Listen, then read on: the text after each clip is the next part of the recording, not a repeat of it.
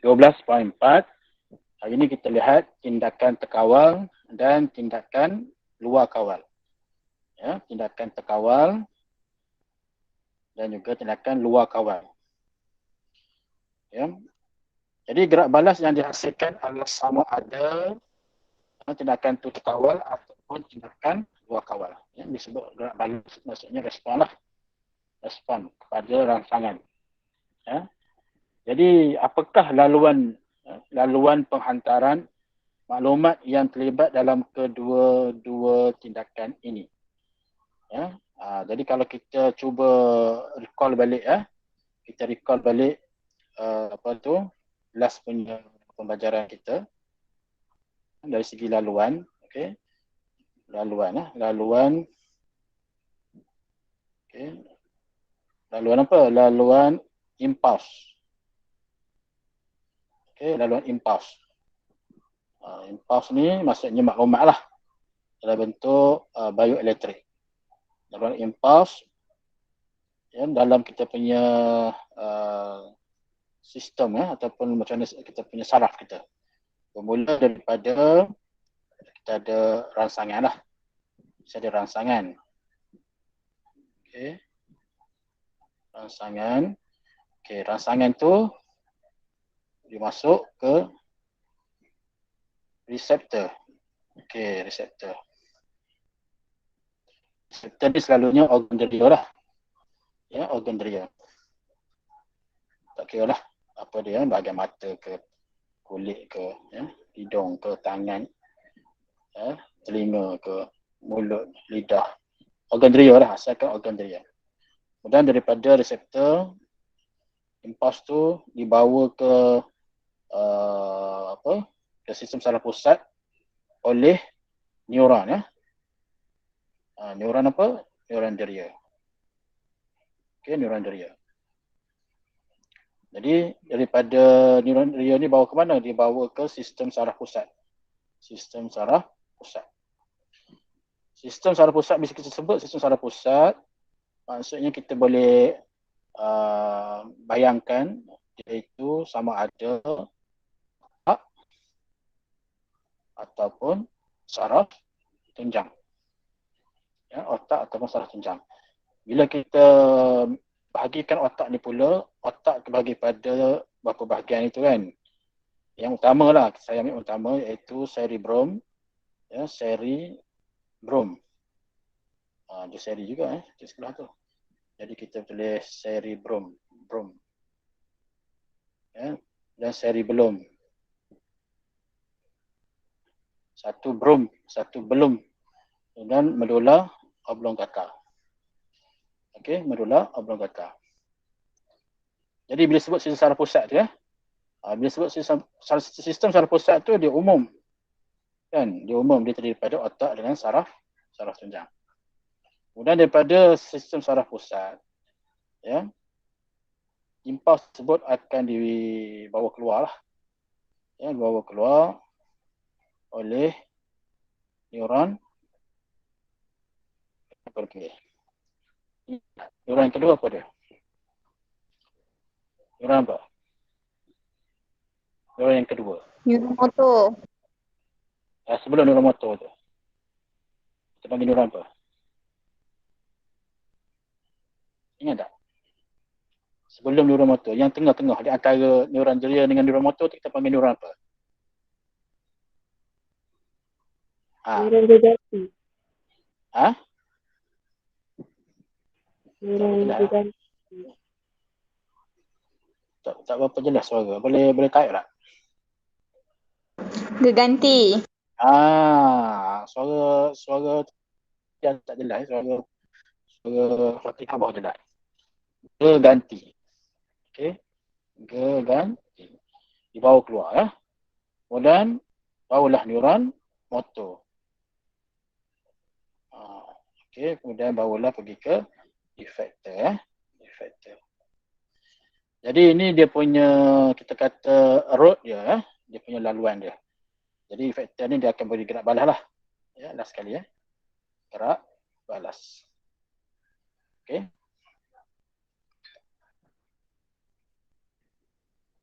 Jadi Maknanya kalau kita kenaan dengan ni, rangsangan tu luar lah. Rangsangan luar ke, biasanya rangsangan luar. Dan memberikan gerak balas. So, ini apa yang kita belajar ya. Dari segi tajuk kita ataupun bab kita ni, iaitu response and action ataupun respon. Kita panggil apa? Rangsangan dan gerak balas.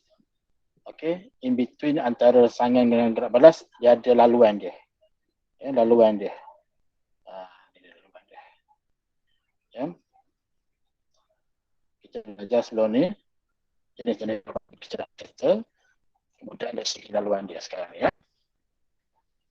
Balik kepada yang kita ni tadi, maknanya soalan dia kata, apakah laluan penghantaran maklumat yang terlibat dalam kedua-dua tindakan ini?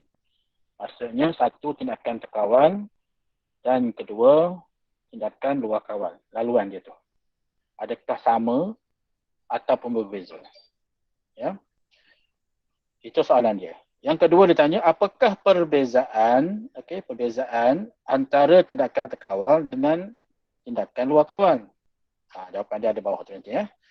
Jadi jadual menunjukkan perbandingan. Jadi kalau kita sebut perkataan perbandingan, ia merujuk pada persamaan dan juga perbezaan. Jadi kita tengok persamaan dia dulu ya. Jadi kedua-dua tindakan, iaitu tindakan terkawal dan juga tindakan luar kawal ni, dia melibatkan rangsangan, impuls, neuron dan juga organ effector. Okey, samalah tu. Ya, semuanya sama.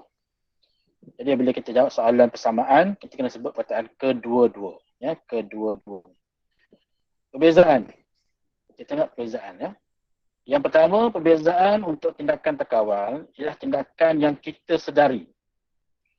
Maksudnya kita sedarlah, kita dalam keadaan conscious, ya, kita sedar. Bukan yang kita mimpi ya, ataupun dalam keadaan kita khayal, ataupun dalam keadaan kita tidur. Maksudnya kita sedar apa yang kita lakukan. Dan ia dilakukan mengikut kehendak kita lah. Dan macam sekarang ni ya, saya sedang bercakap, saya sedang mengajar, awak sedang belajar, ya, awak sedang menulis ke contohnya, ataupun awak sedang membaca, ya, awak sedang menonton.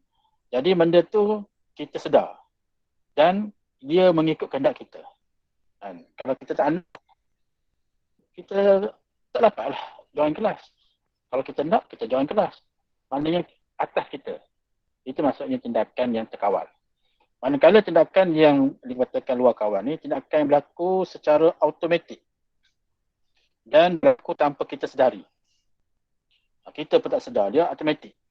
Ya, kita akan tengok contoh lah nanti ya. Contoh aktiviti ataupun perbuatan yang dikatakan tindakan luar kawal. Yang kedua, tindakan terkawal ni melibatkan sistem saraf soma. Okey, sistem saraf soma. Manakala tindakan luar kawal melibatkan sistem saraf autonomi ya. Sistem saraf autonomi. Ini pun kita dah belajar sebelum ni.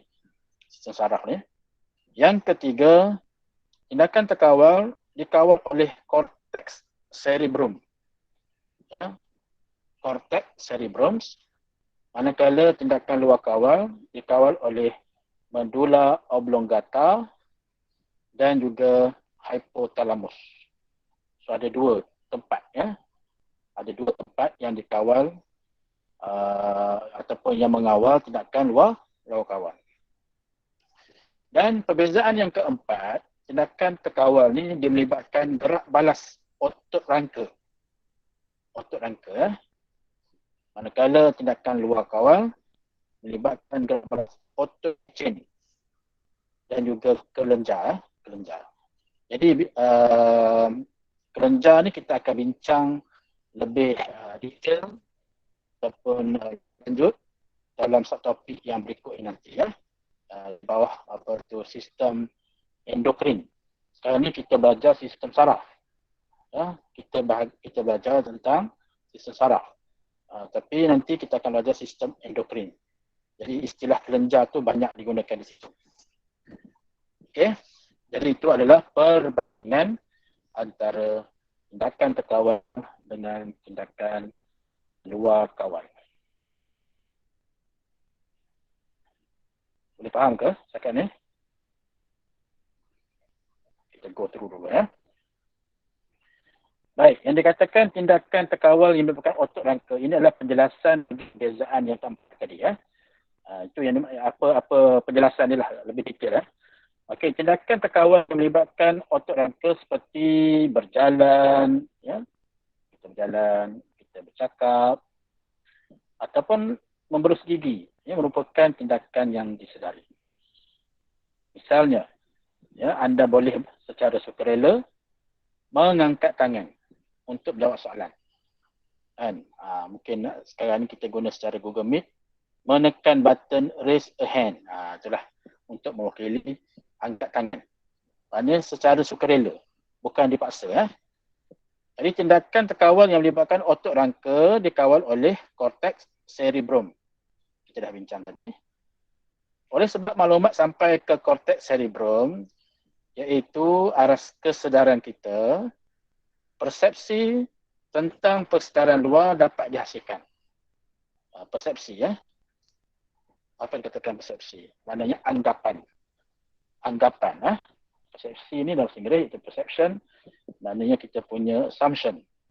Anggapan kita tentang persedaran luar itu dapat dihasilkan. Jadi laluan maklumat dalam tindakan terkawal dirujuk pada latah 12.10 di bawah ya.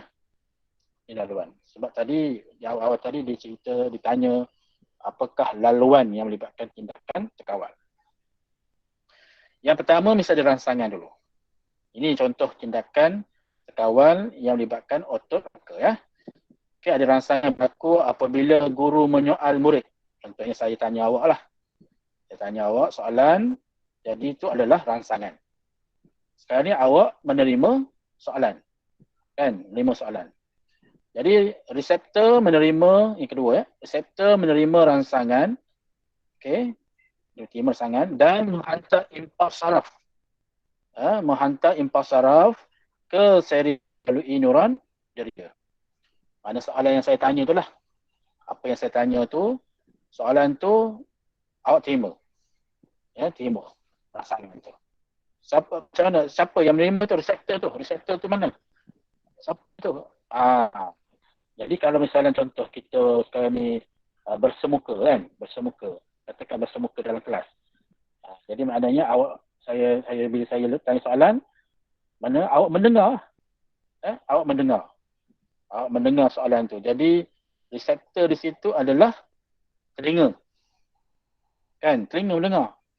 Kalau saya tanya soalan, telinga awak tak dengar, macam mana awak nak bawa impuls saraf tu ke bahagian mana? Ke bahagian cerebrum untuk difikirkan soalan tu ataupun jawapan yang sepatutnya. Kan, maksud telinga. Bukan hidung ni. Hidung tak boleh lah. Kan, hidung untuk bau. Jadi untuk menerima rangsangan tersebut ialah telinga. Dan telinga itu dia cooperate ya. Dia bekerjasama dengan siapa? Dengan mata. Kan, mata kan melihat. Kan, melihat saya. Melihat mulut saya bercakap mengeluarkan soalan. Jadi itu adalah reseptor, organ deria yang menerima rangsangan. Kemudian reseptor tu ataupun organ deria ni dia akan hantar impuls saraf. Impuls saraf tu maklumat lah. Ke mana? Ke mana tu kita tengok selepas ni, tapi dibawa oleh neuron deria. Dibawa ke mana? Bawa ke cerebrum. Ya, bawa ke bahagian ketiga ni, iaitu cerebrum atau lebih tepatnya korteks cerebrum lah. Tak sebut pun tak apa, sebut cerebrum pun okey. Jadi sampai di cerebrum tu, ya, cerebrum tu dia buat apa? Dia menginterpretasi. Dia interpretasi ni maksudnya mentafsirkan. Tafsir soalan tu. Soalan tu ditafsir untuk apa? Untuk bagi jawapan. Dengan ligatnya. Ada orang cepat, ada orang lambat, ada orang langsung tak dapat apa-apa ya, tak tahu pun apa jawapan dia. Jadi dia sangat pantas. Ya, kadang-kadang lebih pantas daripada komputer. Kadang-kadang sangat lambat lah. Itu bergantung kepada kita punya daya ingatan kita, ya, daya memori kita, pengetahuan kita tentang sesuatu soalan yang dikemukakan. Okey. Kemudian apabila dah dia nak respon ni, katakan awak nak respon kepada soalan tersebut. Ya. Jadi selepas diinterpretasikan, impas saraf tu dia mestilah dihantar ke efektor. Ya. Dan efektor dia berbeza tak? Walaupun yang reseptor dia telinga dan mata, tetapi nak jawab siapa? Mulut. Mulut ke tangan? Mungkin tangan, angkat tangan lah. Katakan sebelum dia nak pergi ke mulut, ya, dia pergi ke tangan dulu. Kan? Maksudnya dia hantar ke mulut, dia hantar ke tangan, dia hantar. Hantar apa? Hantar impas saraf yang telah diinterpretasikan oleh cerebrum. Kan? Tangan tu tujuan dia nak angkat tangan, Dari segi adab lah. Kan? Adab dia nak angkat tangan, dia angkat tangan. Kalau dia tak tahu jawapan, takkan dia nak angkat tangan. Mana dia nak cuba jawab, dia angkat tangan. Jadi impas saraf tu dia hantar ke efektor. Oleh siapa? Oleh neuron motor. Okey, neuron motor. Jadi pada tangan kita ni ada otot rangka, kita ada otot, kemudian ada tulang, kan? Jadi kita akan belajar nanti satu bab, ya, berkenaan dengan otot rangka ni lebih detail. Ya. Kita akan belajar nanti dalam bab, tak silap, bab 14, ya. Kata saya lah bab 14. Berkaitan dengan koordinasi berkaitan dengan apa tu? Apa tajuk 14 ni? Pergerakan dan sokongan, ya. Pergerakan dan sokongan. Jadi kita akan belajar dengan lebih detail. Sebab apa yang kita belajar pada hari ini, dia ada kesinambungan dia pada masa akan datang. Jadi maklumat impas dihantar ke efektor. Pada efektor tersebutlah terdapatnya otot rangka. Ya, otot rangka tu untuk tujuan mengangkat tangan, ya, untuk menjawab soalan. Ya. Kemudian mulut pun jawab lah. Bukan tangan yang jawab. Kan? Maknanya untuk respon tu dia melibatkan kadang-kadang lebih daripada satu efektor. Satu tangan, kemudian cikgu pun kata, okey, awak jawab. Katakan katakan Yasir. Okey, Yasir pun angkat tangan. Cikgu pun kata, okey Yasir, cuba jawab. Mulut pun mengeluarkan jawapan atas apa yang dia fikir. Kan? Betul tak? Mulut takkanlah dia jawab tanpa berfikir. Itu automatik. Bila tanya soalan je, terus mulut jawab. Jadi maknanya mulut jawab tanpa berfikir. Jadi ada kemungkinan jawapan yang diberikan, jawapan yang merapu lah. Sebab tu orang kata berfikir sebelum berkata-kata. Betul tak? Kita fikir dulu sebelum kita bercakap. Sebab dia ada orang kata baik dan juga buruk dia. Dalam konteks kita belajar, mungkin jawapan kita salah lah. Salah tak apa, tapi jangan merapu. Merapu ni maksudnya apa? Jawapan kita tu langsung tak ada kaitan dengan apa yang kita bincangkan. Salah berbeza. Salah ni maknanya dia masih ada kaitan dengan konsep ataupun tajuk yang kita bincangkan, tapi merapu ni dia cerita lain yang tak ada kaitan langsung dengan perkara yang dibincangkan. Jadi laluan dia kalau kita tengok di sini last sekali sampai kepada gerak balas lah, ya. Gerak balas. Yang kita tengok yang seterusnya, tindakan luar kawal yang melibatkan otot rangka. Rupanya dalam tindakan luar kawal terdapat juga tindakan yang melibatkan otot rangka. Terutamanya gerak balas refleks. Okey? Ataupun dalam bahasa Inggeris kita kata reflex action. Tindakan refleks. Apa yang dikatakan tindakan refleks ni, ya? Ada tak yang boleh mendefinisikan apa yang dikatakan gerak balas refleks? Siapa boleh cuba? Agak-agak lah. Apa yang dikatakan gerak balas refleks ni? Ada tak yang nak cuba? Ada ke?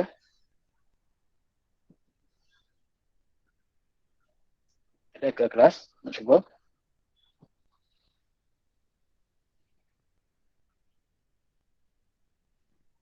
Ada? ke tak ada?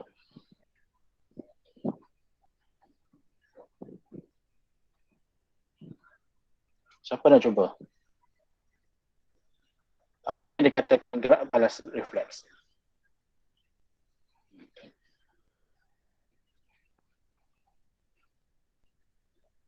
Alia? Nak cuba Alia?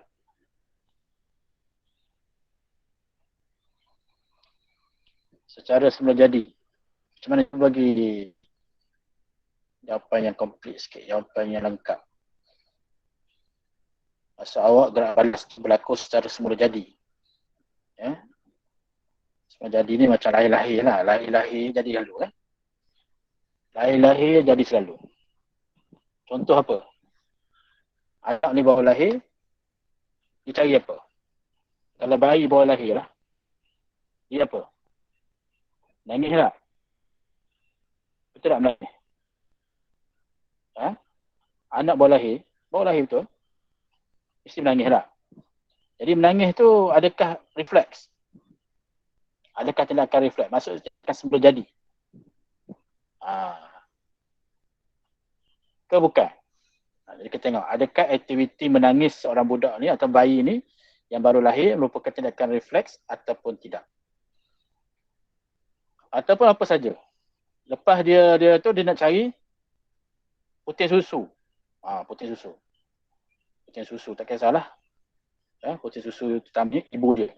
Secara natural semua jadi. Adakah seorang bayi yang menghisap susu, puting susu ibu dia merupakan tindakan refleks? Ataupun kalau misalnya bukan bayi, maknanya katakan remaja, awak lah. Apa contoh tindak gerak balas refleks? Gerak balas refleks. Kita akan tengok sebenarnya ada beberapa contoh. Jadi sebenarnya gerakan refleks ini merujuk kepada tindakan serta-merta. Ya, gerak balas serta-merta. Ataupun kadang-kadang juga disebut sebagai gerak balas spontan. Tanpa berfikir. Ya, tanpa memerlukan kepada pemikiran. Dia tak terima kara dah. Dia tak ada fikir dah baik, buruk. Dia tak ada fikir dah. Pro, cons. Dia tak fikir tu. Jadi maknanya tindakan tu cepat. Tindakan tu segera, serta-merta, tanpa berfikir. Itu dia. Jadi maknanya nak kata semula jadi tu tak boleh juga, Alia. Tak boleh nak kita kata istilah semula jadi. Sebab ada orang yang tidak boleh beri gerak balas refleks. Jadi balas semula jadi ni maknanya melibatkan semua orang akan terlibat. Jadi sebenarnya gerak balas refleks ni merujuk kepada respons ataupun gerak balas serta-merta atau spontan, tanpa melibatkan pemikiran. Itu ingat. Baik, jadi kita sekarang ni, kita merujuk kepada tindakan refleks. Bermaksud tindakan refleks ni, dia berada dalam tindakan luar kawal. Dia termasuk di bawah tindakan luar kawal. Kalau kita rujuk pada tindakan luar kawal, dia terlibat di mana? Kalau kita tengok balik, tindakan luar kawal ni, tindakan yang berlaku secara automatik. Kan? Melibatkan sistem saraf autonomi. Dikawal oleh medulla oblongata dan juga hipotalamus. Serta melibatkan gerak baras otot licin dan kelenjar. Itu adalah ciri-ciri tindakan luar kawal secara umumnya. Saya sebut, secara umumnya. Tapi page yang seterusnya, kalau melibatkan gerak balas refleks, dia lebih khusus untuk sesuatu gerak balas. Jadi sebab itu dia melibatkan otot rangka. Otot rangka. Sedangkan tadi kalau kita tengok yang luar kawal, tak ada otot rangka. Melibatkan, dikata situ melibatkan gerak balas otot licin dan kelenjar. Kan? Dia melibatkan otot licin dan kelenjar. Sedangkan di sini, ya, di tajuk dia tindakan luar kawal yang libatkan otot angka. Titik dua bertindih, gerak balas refleks. Jadi jangan confuse ya. Jangan tertukar, jangan terkeliru. Saya nak betulkan ni bagi faham. Tindakan luar kawal tu satu hal. Ya. Gerak balas refleks salah satu daripada contoh di bawah tindakan luar kawal. Tapi tidak semua ciri yang ada pada luar kawal tu ada pada tindakan refleks. Sebab itu kita kena tengok secara spesifik sesuatu perkara tu. Dan secara spesifiknya sekarang ni kita nak rujuk kepada tindakan refleks. Okey. Seterusnya kalau kita lihat di situ ada istilah arka refleks tiga neuron. Apa yang dikatakan arka refleks tiga neuron? Bila sebut tiga neuron, yang kita belajar sebelum ni lah kita ada tiga neuron. Neuron beria, ND. Neuron terganti, NG. Dan neuron motor, NM. Ya, ada tiga jenis neuron. Dan arka refleks ini merujuk kepada laluan dia. Ya, laluan impuls saraf. Ya. Laluan impuls saraf yang melalui tiga neuron yang melibatkan tindakan refleks. Ya, tindakan refleks. Jadi beberapa situasi memerlukan tindakan yang serta-merta. Ya. Itu dah masuk refleks tadi. Ya. Tindakan serta-merta. Contoh apa? Jari kita tersentuh benda panas. Contoh kan. Jari kita tersentuh benda panas. Jadi jari kita ni adalah reseptor. Dalam masa yang sama, dia merupakan efektor. Sebab jari sentuh. Jari juga nak tarik. Kita sentuh. Jari kita sentuh satu objek panas. Katakan cerik lah, cerik panas. Kita tak tahu cerik itu panas. Kita ingat ke sejuk ataupun kita ingat ke biasa je. Ataupun mungkin kita terlupa. Kita tiba-tiba jadi macam orang kata mamai.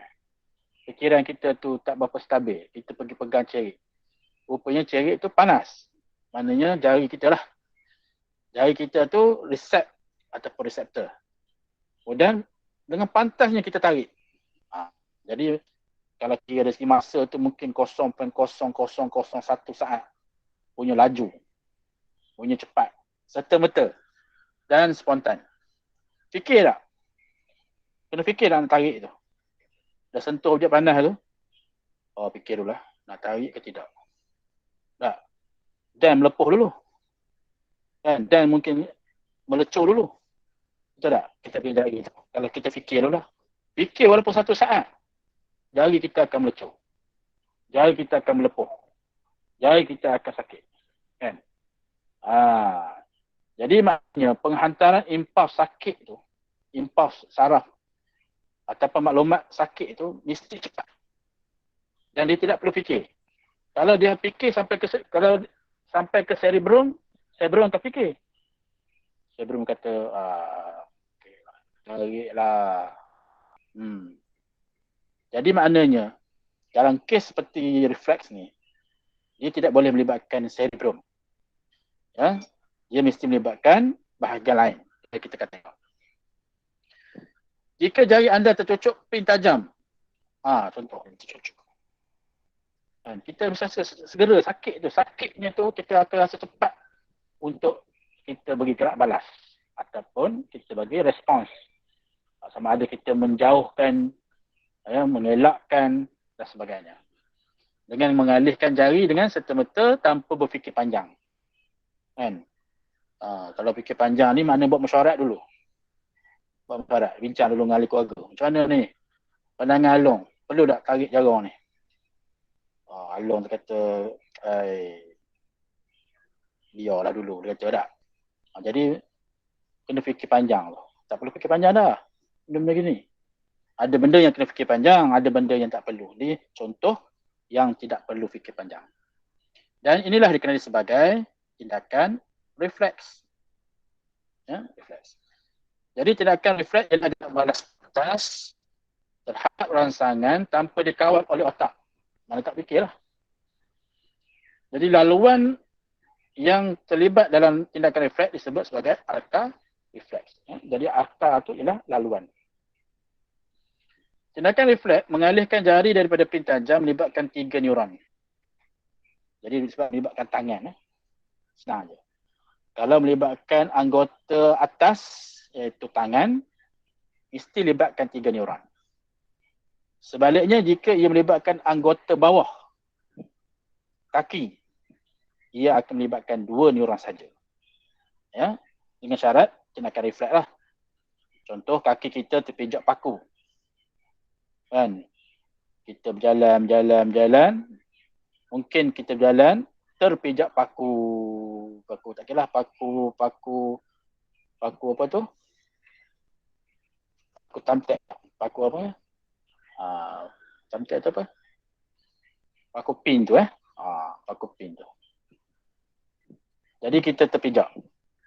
Jadi adakah kita akan biar jarum tu duduk situ? Ataupun kita akan angkat ataupun kita akan alihkan kaki kita daripada jarum ataupun benda objek tajam tersebut. Jadi kalau lipatkan kaki, dia 2 neuron. Sekarang ni bukan tangan.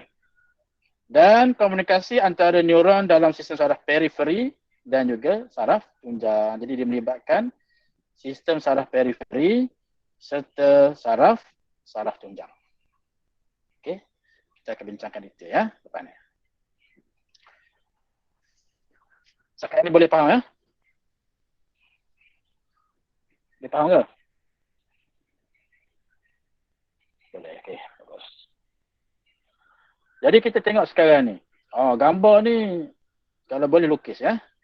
Banyak dalam bio ni kena lukis ya. Ini salah satu daripada gambar yang perlu awak lukis. Okey, ini adalah arka refleks ataupun laluan dalam tindakan refleks. Okey, kita tengok ikut nombor ya. Senang kita baca ikut nombor. 1 sampai nombor 5 ya. Jadi kita tengok dulu gambar tu. Kita ada reseptor deria ya, iaitu merujuk kepada kulit. Sekarang ni masalahnya ialah jari kita kena objek tajam, iaitu kena jarum jarum masuk kepada kulit. Jadi kita belajar dulu masa tingkatan berapa ya, tingkatan 1 ya. Dari segi organ deria ya, salah satu organ deria yang kita belajar ialah kulit. Kulit ni pula kalau dari segi keratan membujur keratan membujur dia, kita akan dapat lihat dia ada lapis-lapisan dia ya. Lapisan atas epidermis, kemudian dermis, kemudian dia ada adipose tissue ataupun tisu adipose. Dan dia ada di reseptor dia. Reseptor pesakit, reseptor panas, reseptor sejuk ya, reseptor tekanan, reseptor haba ya, macam-macam lagi ya. Jadi ada 5 reseptor yang terdapat dalam kulit. Jadi salah satu daripadanya reseptor sakit lah. Jadi reseptor sakit ni mengesan kesakitan yang dia alami dan dia membawa maklumat tu ya, dia mencetuskan impas saraf lah. Dan impas saraf tu, bila sebut impas saraf ni maksudnya maklumat ya. Maklumat tentang satu perkara tu. Sekali maklumatnya apa? Sakit. S-A-K-I-T, sakit. Dalam bahasa Inggeris kita apa? Pain. Ya, pain, sakit. Jadi maklumat sakit itu dibawa oleh siapa? Neuron deria. Jadi neuron deria ni ibarat seperti kenderaan lah. Seperti kenderaan, kita dah belajar dah struktur neuron deria sebelum ni. Ya, dia ada struktur yang spesifik ya. Ada dia punya dendrit, ya, dia ada akson, ya, dia ada badan sel dia kan, dia ada salut myelin, dia ada nodus Ranvier, kan, dia ada sinaps ataupun bongo sinaps dan sinaps. Semua itu kita dah belajar secara spesifik. Dan gambar-gambar dia neuron tu awak kena lukis, ya, kena lukis dan tahu melabelkannya. Jadi sekarang ni kita nak buat yang simply ya, ataupun yang dipermudahkan. Kita nak simply, yang mudah. Jadi kita garis je. Ya, garis itu mewakili neuron deria. Okey, start daripada sini dimasuk ke mana? Dia masuk ke ni. Apa ni? Kita belajar sebenarnya. Ganglion akar dorsal. Ya, dimasuk ke ganglion akar dorsal di mana ada bonggok sikit. Di situ terdapatnya badan sel neuron deria. Hijau, tengoklah garisan hijau tu. Dalam buku ni dia gunakan warna hijau. Kemudian masuk ke dalam saraf tunjang. Saraf tunjang pun ada bahagian-bahagian dia. Dia ada jirim putih, ada jirim kelabu, ada salur pusat. Di dalam tu terdapatnya neuron keganti. Di dalam mana? Jirim kelabu. Ya, dalam jirim kelabu terdapatnya neuron keganti ya, yang tiga ni. Kemudian dia sekarang ni tindakan refleks. Jadi tak perlulah hantar ke otak. Ya, jadi daripada saraf tunjang, ya, dalam saraf tunjang tu yang terdapatnya neuron keganti. Kemudian daripada itu impas saraf akan dipindahkan pergi ke mana?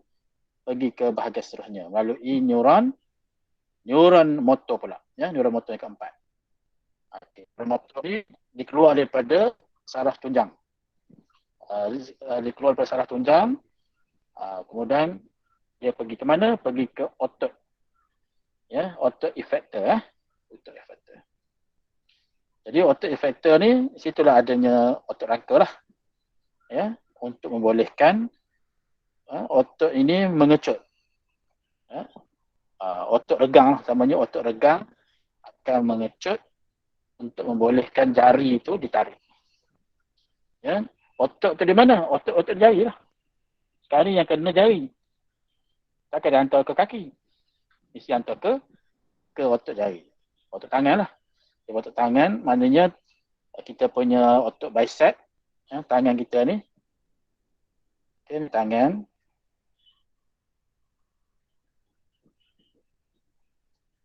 Katakanlah tangan macam tu. Tangan jari. Tekan sikit.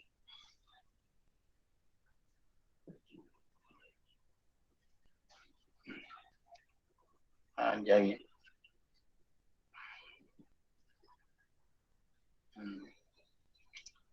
Kita ada otot sini.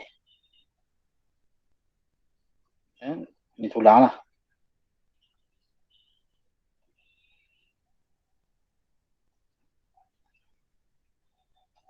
Otot sini. Ini dipanggil otot bicep. Jadi otot bicep akan mengecut. Sini otot tricep. Otot tricep akan mengendur. Jadi otot bicep ni bila dia mengecut, maknanya lengan kita akan dibengkokkan. Ya, akan dibengkokkan. Jadi dibengkokkan tu tujuan dia untuk menjauhkan jari kita tu daripada objek yang berbahaya ya, seperti tadilah. Seperti tajam tadi. Okay, kalau kita baca balik dia punya nombor ni sama je seperti mana yang saya terangkan. Yang pertama, apabila jari tercocok pin tajam serta deria mengesan rangsangan dan mencetuskan impas saraf. Yang kedua, impas saraf dialirkan di sepanjang neuron deria ke saraf tunjang. Yang ketiga, dalam saraf tunjang, impas saraf dipindahkan dari neuron deria melalui sinaps ke neuron keganti. Yang ketiga. Yang keempat, dari neuron keganti, impas saraf dipindahkan ke neuron motor.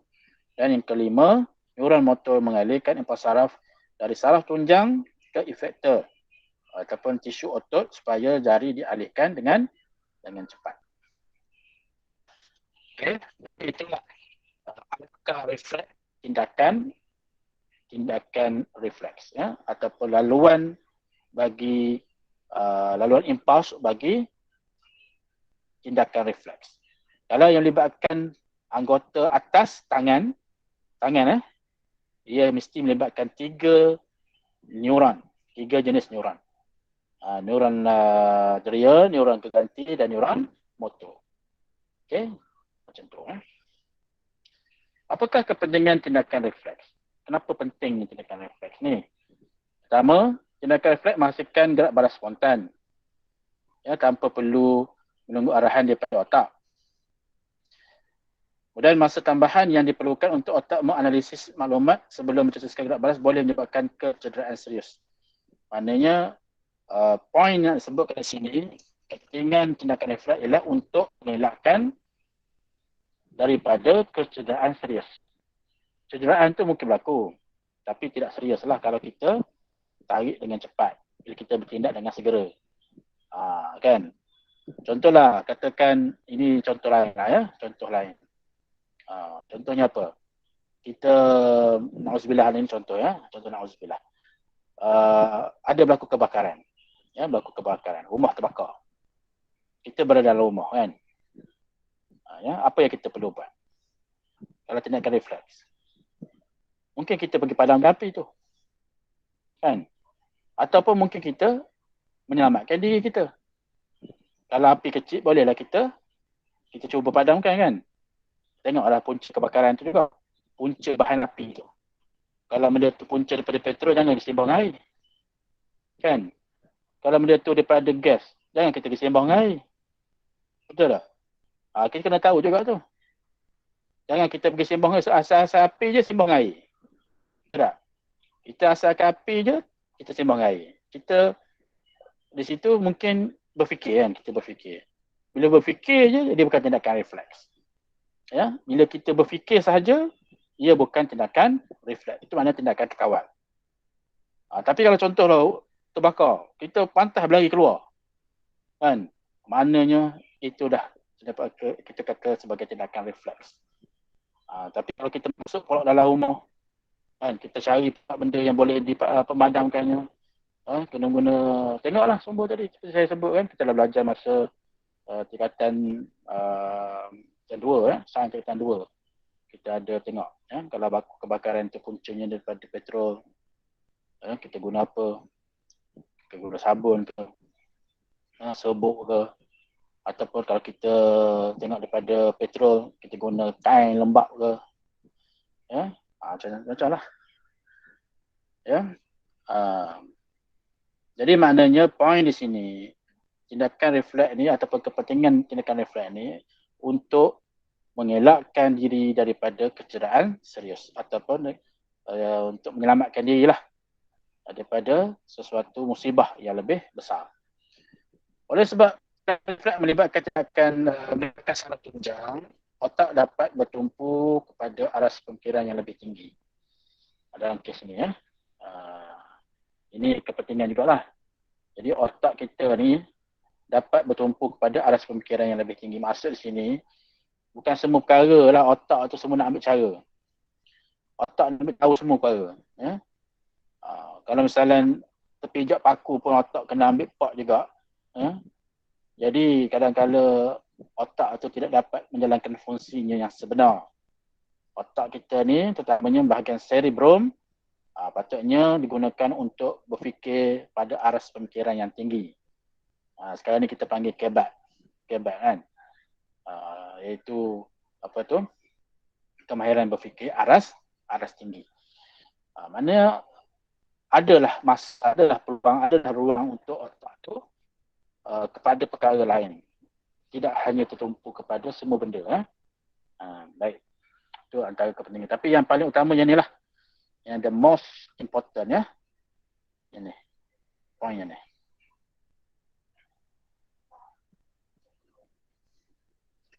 Sekarang ni kita pindah kepada akar flat 2 neuron. Ya. Akar flat 2 neuron.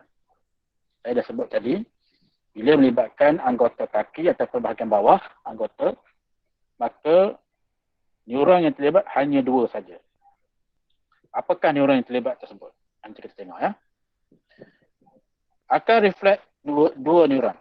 Jadi satu lagi tindakan refleks ialah sentakan lutut.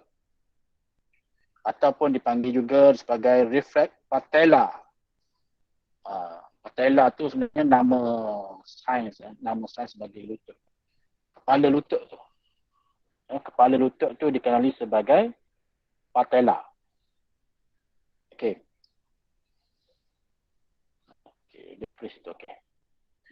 Reflex ini menggunakan laluan saraf yang melibatkan dua neuron.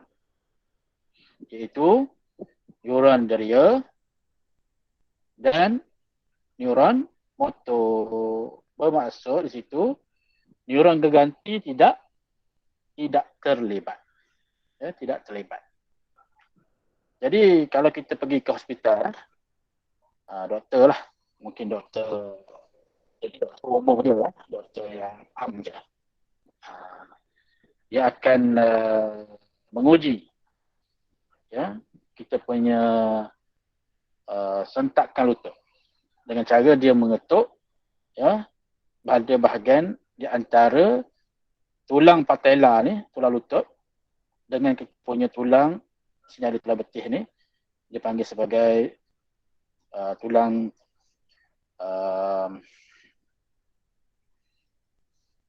tibia ya, tulang tibia sini. Okey, tibia. Sini ada tibia, tulang belakang sini, bahagian belakang ni ada tulang dipanggil fibula.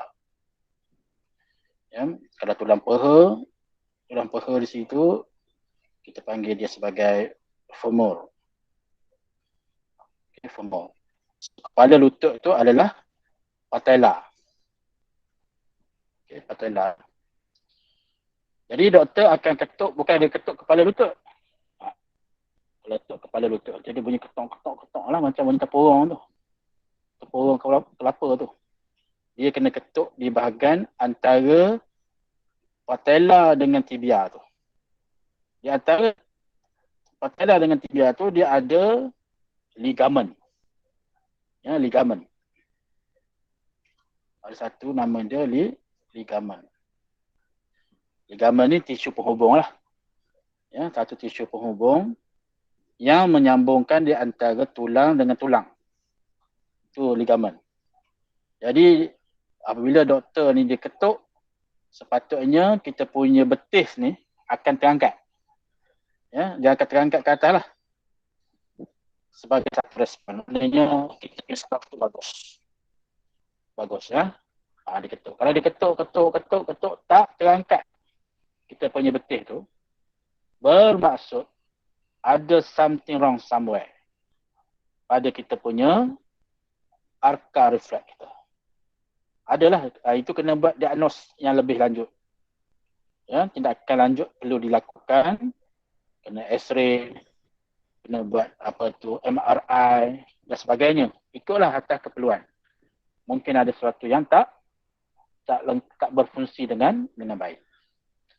Okey. Tapi bukan ketuk guna tukul lah. Tukul besi tu, dia ada pengetuk khas dia, iaitu penukul getah. Kita sendiri pun boleh buat ya di rumah ya. Caranya kita kena duduk atas kursi, ya, duduk atas kursi. Tapi kita minta bantuan orang lain yang ketuk tu, jangan kita ketuk sendiri. Dia kena orang lain ketuk. Ya, carilah penukul getah.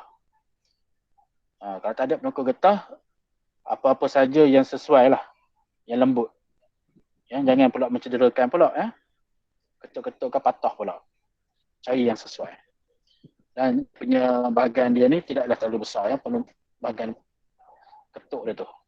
Dia mesti dapat ketuk tempat yang betul. Kalau salah ketuk dia tak jadi. Dia mesti ketuk tu di tempat yang betul dan kena pada ligamen tu. Kalau pandai lah. Okey. Jadi itu adalah satu ujian yang dijalankan oleh doktor untuk melihat kita punya respons terhadap sistem saraf kita ya. Baik, jadi kita nak tengok laluan dia. Ya, laluan dia yang pertama apabila tendon di bawah lutut tu diketuk. Okey, jadi digunakan kataan sini tendon. Okay, tendon ni bahagian tisu penghubung juga. Ya, yang menghubungkan di antara tulang dengan otot.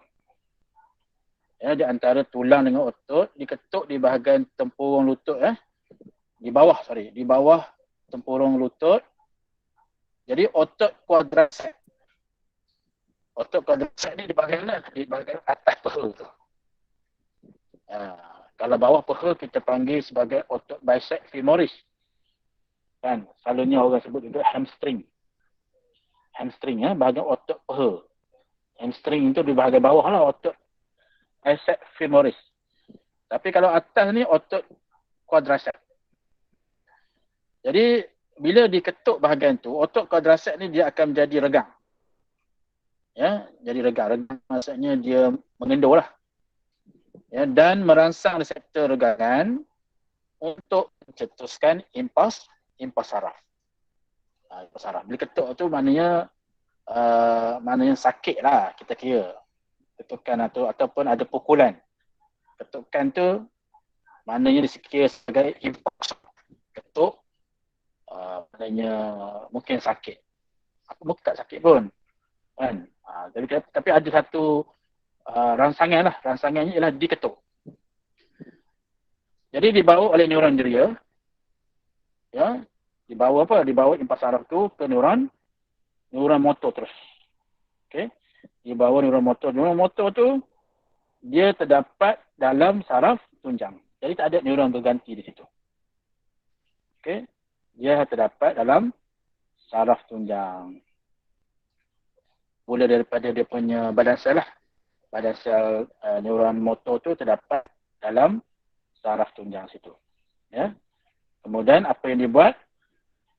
Yang ketiga, neuron motor kemudiannya menghantar impuls dari saraf tunjang ke efektor iaitu otot quadriceps. Yang terbalik ke otot quadriceps. Ya. Kemudian otot quadriceps mengecut. Okey, mengecut lalu menyebabkan kaki tersentak ke hadapan. Ya, mengecut maka kaki betis kita betis akan tersentak ke hadapan. Jadi inilah perbezaan di antara tindakan yang melibatkan 3 neuron dan juga 2 neuron. Jadi kalau misalnya melibatkan kaki, contoh terpijak paku, terpijak kaca, terpijak benda yang tajam, benda yang panas, ya, ataupun apa-apa sajalah yang kita rasa seperti duri kan. Jadi maknanya kaki kita akan bertindak secara refleks dan ia melibatkan 2 neuron sahaja, neuron jeria dan neuron motor. Okey, jadi maknanya awak kena lukis ya. Awak kena lukis arka refleks ni dalam nota lah. Sikit kita baca dunia biologi kita ni apa dia. Tindakan refleks seperti batuk. Ya, jadi batuk ni pun tindakan refleks. Contohnya kita batuk secara tiba-tiba, ya. Kita berada dalam persekitaran yang kotor ataupun yang berdebu ataupun yang berbau. Mungkin kita berbau sesuatu lah yang tak selesa. Jadi ia dapat melindungi paru-paru kita daripada zarah-zarah asing dari persekitaran luar. Itu contohlah kepentingan tindakan refleks ya. Ataupun refleks anak mata. Ya, menghalang kerosakan kepada retina. Ya, kita tengok cahaya terang, retina mata kita jadi mengecil.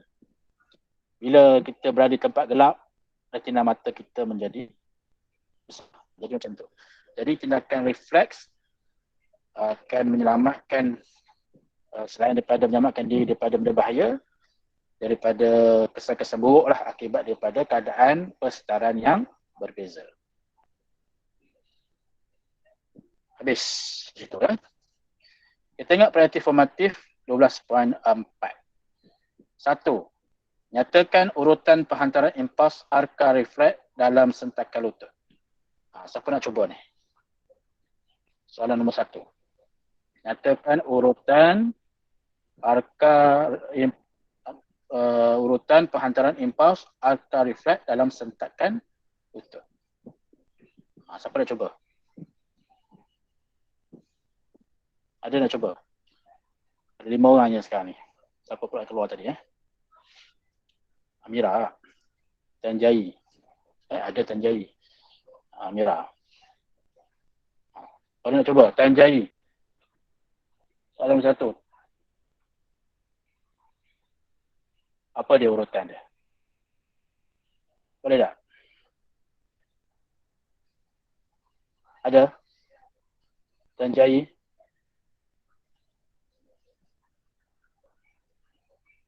Kata apa siapa? Cuba. Boleh tak?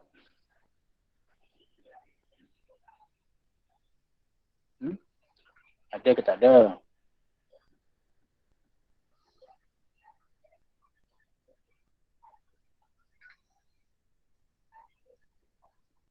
Siapa nak cuba ni? Alia. Neuron diria. Alia kata apa? Neuron diria. Kemudian menghantar impas saraf ke neuron motor. Neuron motor menghantar impas saraf dari saraf tunjang ke efektor. Okey, bila kita nyatakan urutan tu, kita tulis mula mesti rangsangan. Okey, dulu. Okey, kita boleh gunakan arrow rangsangan. Kemudian ke mana? Reseptor dulu. Sila reseptor. Ya. Lepas reseptor pergi ke tunjukkan neuron diria. Okey, neuron diria. Daripada neuron diria pergi ke di mana?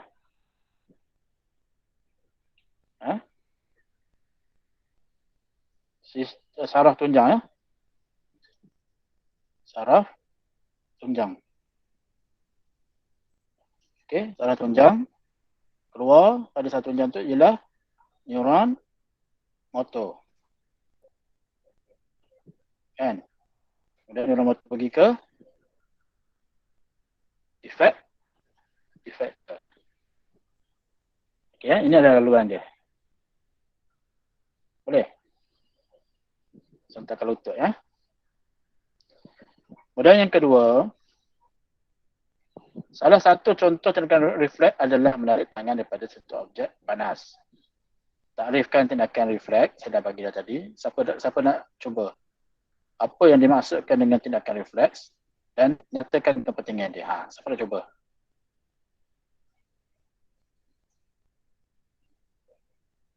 Boleh cuba tak?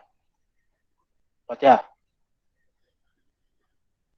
Ya, cikgu.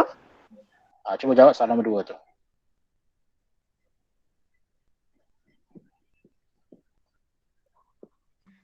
Tindakan refleks ni dia macam satu gerakan badan yang pantas kan? Dia tanpa kita berfikir. Okay. Apa dia, cikgu? Inilah kepentingan tindakan refleks. Lepas tu dia kepentingan dia ni untuk melindungi diri kita daripada bahaya. Okey. Itu je. Ada lagi kepentingan dia? Bahaya apa?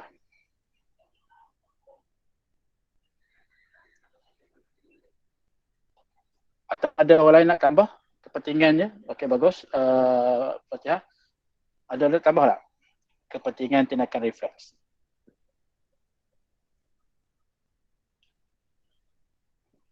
Okey, Alia kata mengelakkan kecederaan serius. Samalah seperti yang Fatihah sebut. Yang ni tadi, yang latest ada baru ni, iaitu yang ni. Melindungi peparu daripada zarah-zarah asing dari sekitar luar. Itu yang kedua. Yang ketiga, menghalang kerosakan kepada retina. Okey. Ataupun anak mata, refleks anak mata menghalang kerosakan kepada retina. Boleh. Jadi kita jawab lebih daripada satu ya. Ketiga, bezakan antara tindakan luar kawal dengan tindakan luar kawal. Ini ada dalam buku Kalau tak ada, saya rasa ni tak ada masalah. Boleh Yang tiga tu. Yang keempat, seseorang yang telah kehilangan kakinya akibat penyakit tertentu masih boleh merasai kesakitan pada bahagian yang telah dipotong. Jelaskan mengapa. Mungkin dia kena macam mana kan?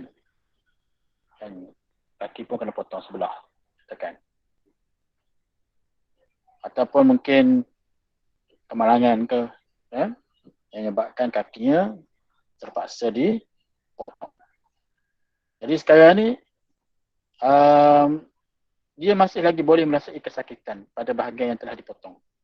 Jelaskan mengapa. Bahagian yang dipotong tu, dia masih merasai kesakitan.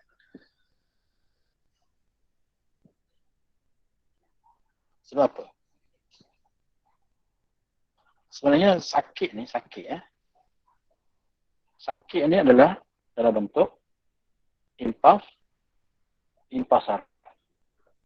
Okey. Untuk membolehkan kita rasa sakit ni, ya, syarat-syarat tu mesti dipenuhi. Kan? Ada reseptor. Reseptor tu siapa? Maksudnya organ deria lah. Kemudian masih ada lagi saraf tunjang. Saraf tunjang kita masih lagi ada. Saraf tunjang tu terdapat di sepanjang tulang belakang kita. Kita punya vertebrae column ataupun turus vertebra kita tu. Ya, kita punya backbone tulang belakang. Kemudian neuron kita. Neuron kita masih berfungsi tak?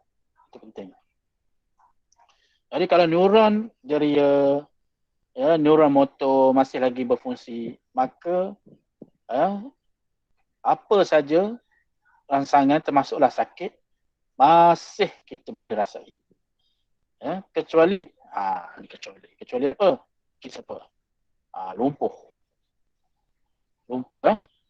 Kita sekarang ni, bukan kita lah dalam soalan ni, dia tak lumpuh. Dia bukan lumpuh. Dia hanya kehilangan anggota kaki dia. Mungkin sebelah betul hilang. Kena potong sampai di pangkal perut. Satu kaki ada. Satu kaki ada. Satu kaki tak ada. Satu kaki tak ada. Kena potong. Ini bahagian kena potong. Mungkin kecil manis ke, kena bisa ular ke, apa-apalah penyakit. Sebab penyakit ni kita kata kecil manis lah. Maknanya bahagian yang kena potong ni masih rasa sakit. Selagi syarat-syarat yang bolehkan sakit itu dipindahkan kepada saraf tunjang, kepada neuron semua, masih boleh dibawa. Kecuali semua tu dah mati ataupun kita panggil lumpuh. Saraf tu dah tidak berfungsi. Memanglah tak sakit lah. Hatta kalau kita kebas sekalipun. Katakan kaki kita kebas. Orang panggil kadang-kadang tu serban. Mungkin kaki kita serban ataupun kebas. Mungkin kalau kita terpijak benda tajam pun kita tak rasa sakit. Tapi once kebas tu dah hilang, kita akan mula rasa sakit. Tentulah keadaan dia. Baik, jadi saya harap awak dapat menyelesaikan praktis formatif 12.4 itu untuk sebagai penamat penutup lah bagi subtopik 12.4. Jadi untuk hari ini insyaAllah kita berhenti di sini. Hari ini 1 hari bulan 10 1 bulan 10 2021. InsyaAllah kita akan sambung minggu depan 12.5. Kita baca terlebih dahulu 12.5, isu kesihatan berkaitan dengan sistem saraf manusia. Tak banyak lah tu. Sikit sebelum kita masuk pada sistem endokrin. Tapi untuk minggu depan hari Senin tu, kita akan bincangkan isu kesihatan berkaitan sistem saraf manusia. Jadi ada sebarang soalan?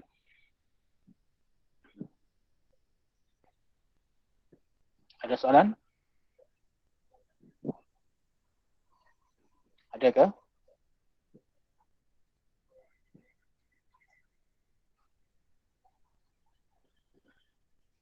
Ada ke tak ada?